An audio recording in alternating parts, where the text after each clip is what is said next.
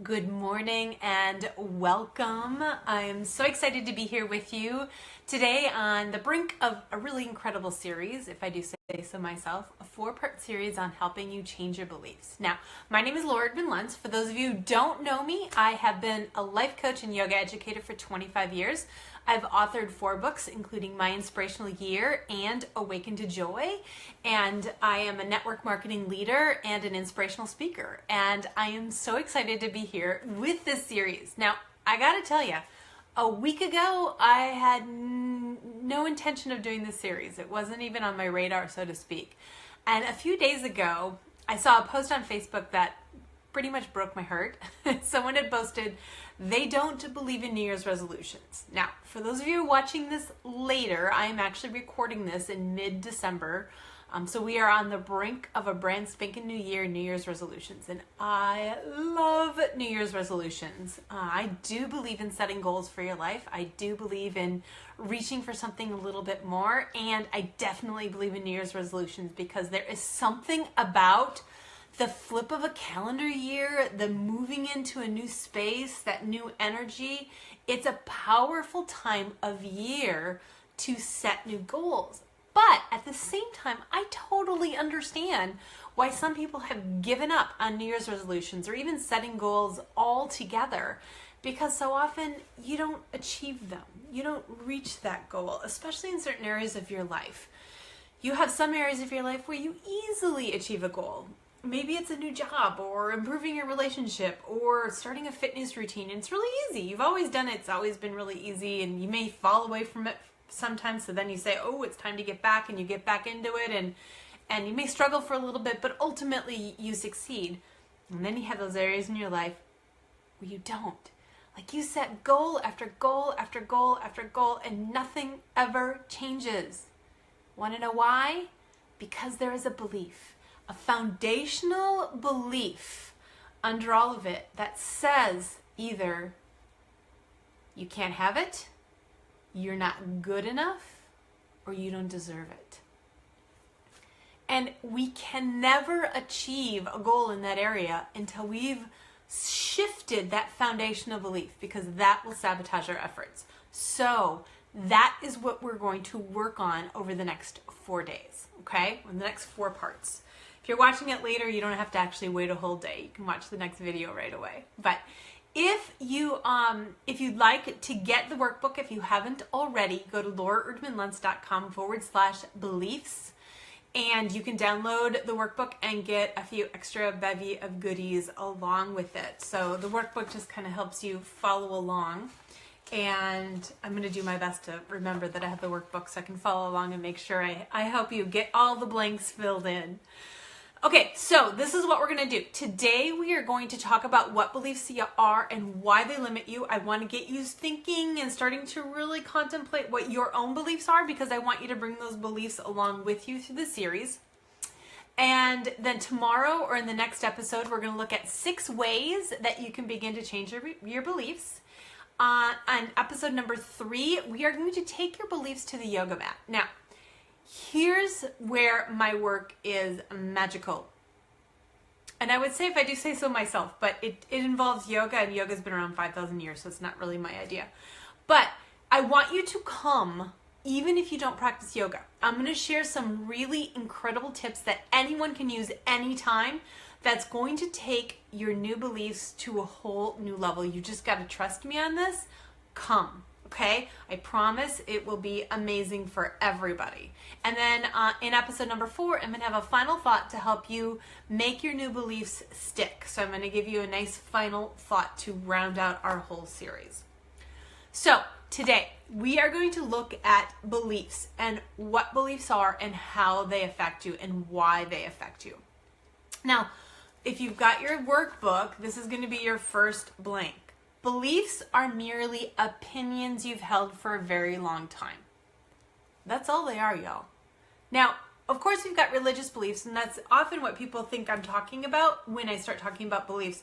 And then they get stuck because, they don't want me changing their religious beliefs, and I'm not here to change your religious beliefs. But we have thousands of other beliefs that are planted inside our brain, filed away.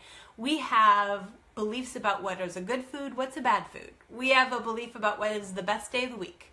We have a belief of whether or not chocolate is good for you. We have a belief about what our spouse should say, how our friends should act. We have beliefs about pretty much everything. And the irony of these beliefs, okay, fill in the blank number 2, is that they're often not ours. They were implanted in our psyche, in our minds, usually when we're young. And actually, I read somewhere that it's before you're age 8, I believe. That's the most influential time. But it's beliefs or ideas that have been implanted in your brain by people you respect, your peers, or something you heard over and over again. So maybe a cultural norm or a religious moray or something like that where you heard again and again and again. And so it's implanted in your brain and it affects your life. Now, sometimes beliefs are still great. They still support us. But a lot of them don't. And that's what we are going to look at. Really, what beliefs are meant to do is they're meant to be pulled up periodically and go, does this still serve me? Hey, it does. Stick it back in. Or, you know what? It really doesn't serve me anymore. And I need to change this belief. And that takes a little bit of work. And that's what we are going to be working on. Now, I need to clarify something here. Beliefs are lodged in the subconscious brain. Therefore, you might not even be aware of them. And part of our work this week is to start to identify those beliefs that are buried deep inside that you aren't even aware of. And in fact, I guarantee there's several that you're not aware of that are affecting your life today, right now. Now, stick with me here for a moment. I want to actually talk a little bit about the subconscious brain so you can understand what I'm talking about. We have 2 parts of our mind. We have the conscious brain and we have the subconscious brain. Now, we are in our conscious brain when we're aware of what's going on in front of us. Okay? So if you are really listening to me and focused on what I'm saying, you are in your conscious mind. But you and I both know your mind wanders, right? And then all of a sudden you're like, wait, what did she say? And thank goodness nowadays we can go back in a video. If you're watching me live, you're in trouble.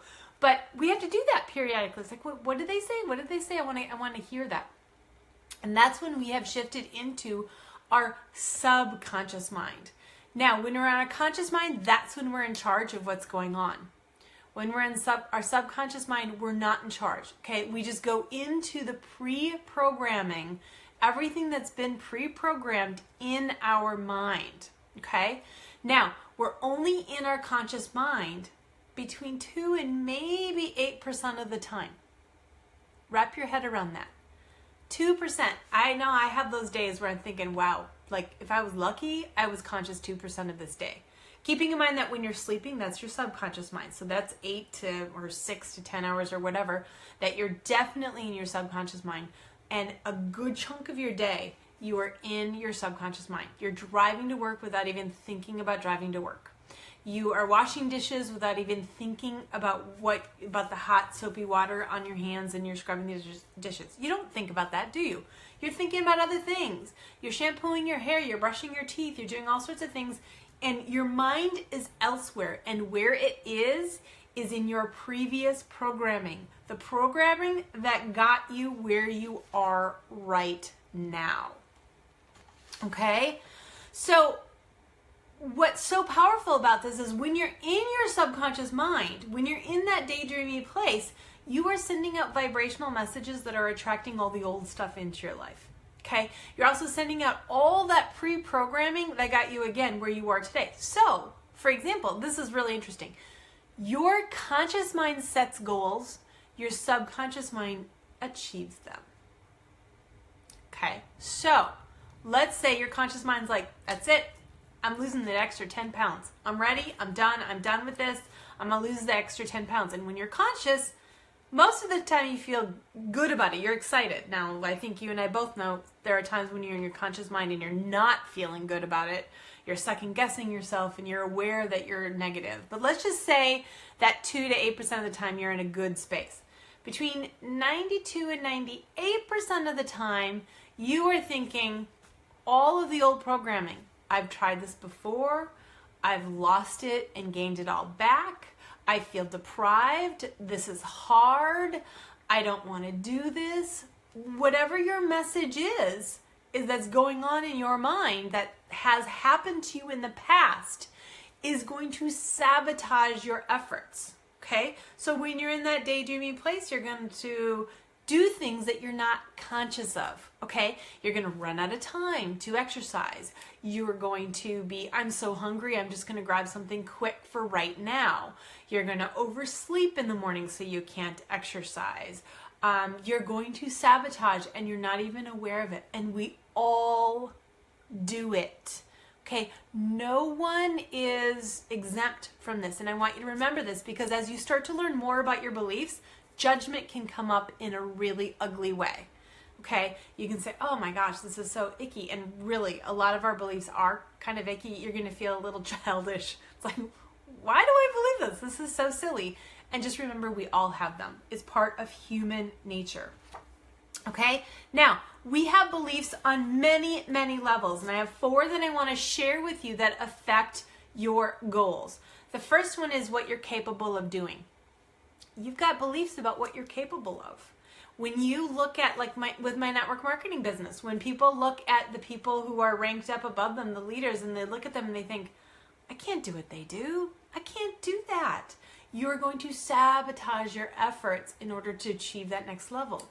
If you look at someone who's got a job that you want, or a relationship you want, or a fitness level you want, you might be looking at them and subconscious, right? This is buried deep. You might be aware of it and you might not be. But if you're not achieving a goal that you really want, there's a good chance there is a belief. Let me rephrase. There's definitely a belief that is sabotaging your efforts. That's saying, maybe you're not capable of it. You also have, number 2, is you have a belief about what you deserve. Okay, now stick with me. I want to talk about this one a little bit because this one is a little tricky to swallow. There's only so much joy we're comfortable with. I call it the joy ceiling. Okay, there's only so high we're willing to go before we actually start to feel uncomfortable. And you hear it in people's languages. Have you ever heard people say, I'm just waiting for the other shoe to drop, or this won't last, or yeah, it's great, yeah, but there's that place where everyone gets uncomfortable. And it's really interesting because a part of you is like, why aren't you enjoying this? What's going on? You don't see it because it's buried within their belief system, okay? So maybe that next thing you want, that next goal you're working for is here. It's just above your joy ceilings. You're like, gosh, I don't deserve that. Whew, boy, this is good enough, right? And that's subconscious, okay? You're not even aware of it. Number 3, we have beliefs around failure. What does it mean to you to set a goal and have a different outcome from your goal? Okay, notice I didn't say you failed, you didn't achieve it, you just had a different outcome. Now, what's really interesting is in this challenging area of our life, we have a really hard time achieving goals, okay, because we're sabotaging them. We definitely don't go past whatever our goal is, right? We just, like, maybe we'll achieve it, but then even then it doesn't really stick and we fall back. And then we get all of this messages about failure, and I failed, and I'm not even going to try the next time. In fact, I'm not even going to tell anyone what my goal is because I don't want them to know that I've failed. Okay? Now, what's really interesting is the 4th, we also have beliefs about what success will look like. Do you know that we're more afraid of success than we are of failure? Isn't that interesting? I want you to think about that. Why is that? Because a lot of things can change in our life when we succeed in something. Our relationships could change. It could change our position within our family. It can change our situation. If you really have this belief around suffering, if you will, if you succeed, you won't be suffering anymore. And how do I define myself? This is my comfortable box. Okay, your safe zone isn't necessarily comfortable, but it's your safe zone. I know I know what this income level gives me. I know what this fitness level gives me. I know what this relationship gives me. And this is where I feel safe. I mean, how many of us can count 10 different areas of our life where we have stayed in a situation that was uncomfortable longer than we should have just because we were afraid of that next step? Stayed in a relationship that was old, stayed in a job, stayed in a financial situation, stayed in a physical body that wasn't comfortable. So many of us, we can list it off because it's that safe place. And that's because success, that next place, is an unknown, and that's scary. Okay?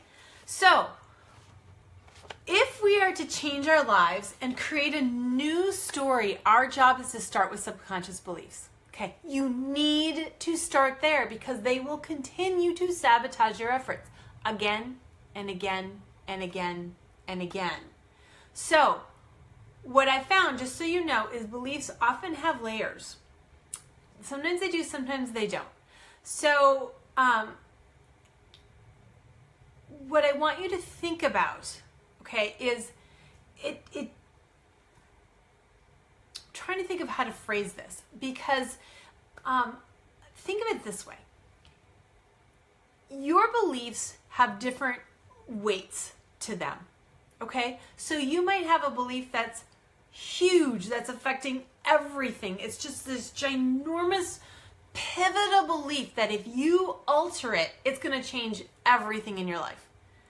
Or you could have dozens of little tiny beliefs that are affecting you. You could have little tiny ones that's like, ooh, that's done. That's really easy to shift and change. Okay? So as we go forward, I want you to realize that. Sometimes it's like an onion. When I work with clients, sometimes it's like an onion and, they're true. What they really want is deep inside the onion. We just have to keep peeling away layers and layers and layers. Other times, it's just the single shift. And it's like, bam. It's like that first domino and everything falls into place afterward. Okay? So you do want to find your beliefs. Okay? And I want you to start identifying them, because if you could bring them to the next episode, that would be great, because I'm going to give you some very specific tips. Yes, Deborah. Okay, so she wants me to summarize the 4. Actually, there's lots of beliefs, but these were the 4 that I wanted to look at. What you're capable of doing, what you deserve, how you feel about failure, and how you feel about success. Okay, now, the hallmark of a belief is it begins with, yeah, but. So you might be thinking about your dream. I really want to go on vacation with my family. Yeah, but I don't have the money. Yeah, but I can't take the time. Yeah, but. Now, I will tell you the 3 most common limiting beliefs are, and these are on your list here, okay, you're going to write them down. They are money, time, deservancy. You ready? Money, time, deservancy. 3 main limiting beliefs. Tell me if anyone's out there who hasn't had these, but I'm telling you, we all have. Okay, so let's look at each one quickly, individually. The first one is money. I don't have enough money to do what I want to do. I don't have enough money to take a vacation or to live my dream or whatever. Or I need to save for retirement, or I need to save for college for my kids. Now, I am in no way saying go out and quit your day job, it'll all happen, it's all good. What I am saying is if you continue to say, I can't afford, guess what? You're never going to be able to afford it. If instead you say, I'm going to figure out a way to, and in fact, the 2 magic words to begin shifting beliefs, what if? So if you can't say, I'm going to go on vacation because yeah, but I can't, I don't have the money, and that's been going on in your head, say, what if I found the money? What if I could find the money? I tell people, put your vacation on your calendar. Start researching. I'm not saying put down payments down. Start researching how much it's going to cost. Put it on the calendar for August. Check plane tickets. Check Airbnb. Just start creating a budget and say, oh gosh, I just realized it's $1,000 less than I thought it would be if I put away $20 a week. What if I could do it this week? What if I could do it this year? What if I could do it this decade? I don't care. I don't know how big it is or how little it is. What if? It's incredibly powerful. Okay, incredibly powerful. Okay, so, and I will say the other thing around money is people get really stuck in that one job. I have the one job. I need this job. And they're scared of going out on their own. And as someone who's been an entrepreneur for her entire life, I have 12 sources of income. Let's talk about security. 12 sources of income. Not just one, that a pink slip could take it all away. I have 12. Okay, the next one is time. Oh my gosh, if I hear one more time I don't have enough time, I probably will implode.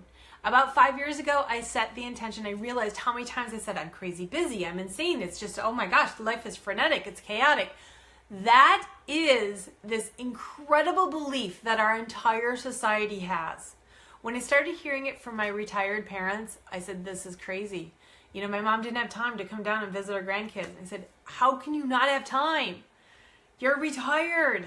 It's like, oh no, I've got this to do, that to do around the house, blah, blah, blah. I'm like, oh my gosh. You have as much time as you want. Okay, wrap your heads around the fact that people who have done amazing things that you look at and you think, I would love to do that with the same 24 hours a day that we have. Okay, you just need to stop saying, I don't have time. Can you find 5 minutes to do a tiny bit toward your dream, your goal, whatever it is? Yes, 5 minutes a day. If you can't find 5 minutes a day, we definitely need to talk. And I'm telling you, you find 5, then you're going to find 10, then you're going to find 15, then you're going to find 20. It shows up when it's important enough. Make your dream, your goal, whatever it is, important enough. Finally, deservancy. Now, I will tell you, this is the one that's buried a little deep, okay? But it's huge. We don't believe we deserve what we want, or we'd already have it, y'all. We would. You would. You have got certain areas of your life that you are rocking the Casbah. I mean, it's like, this is exactly what I want. I personally can say I've married my best friend. I have the best marriage ever. 20 years. We've been married 20 years this summer, and I still see him as my boyfriend. Grosses our children out to the max, but I'm okay with that. They're teenagers. They get to be grossed out. I am married to my best friend.